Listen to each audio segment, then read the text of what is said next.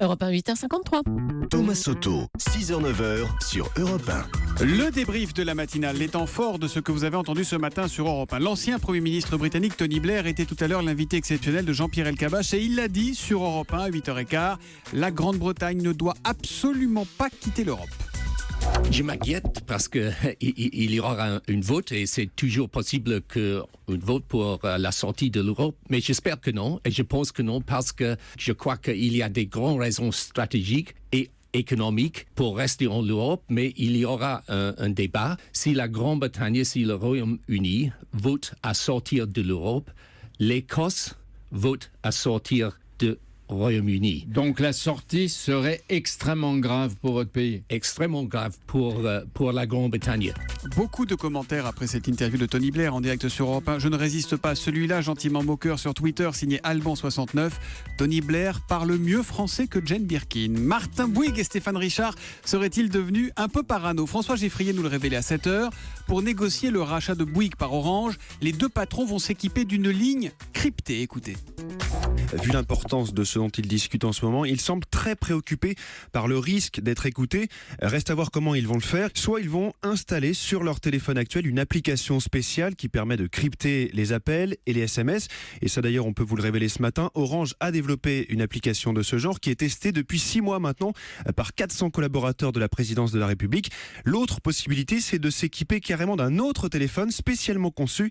Mais ça coûte une petite somme quand même, 1500 € le téléphone. Et bien sûr, pour l'utiliser, il faut en avoir deux, un qui appelle, un qui reçoit.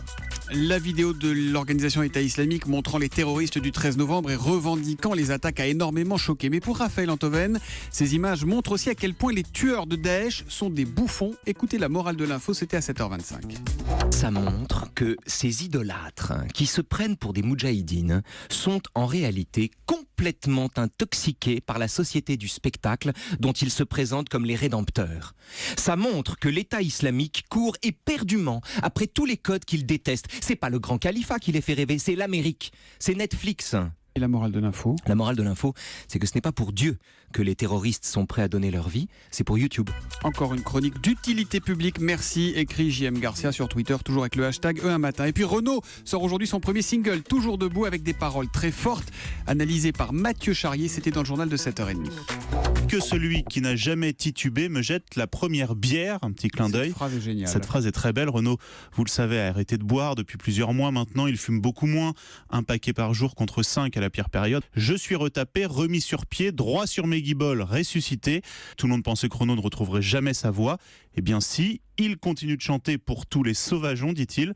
Renaud termine sur ces mots. Moi, sur mon petit chemin, je continue de chanter. Toujours vivant, rassurez-vous, toujours la banane, toujours debout. Il est pané ou mal barré, le crétin qui voudra m'enterrer. Je fais plus les télés. À l'image de Brassens et son trompe-la-mort, Renaud avec Toujours debout fait un beau doigt d'honneur au chien qui aboie, écrit Jean-Frédéric sur notre page Facebook.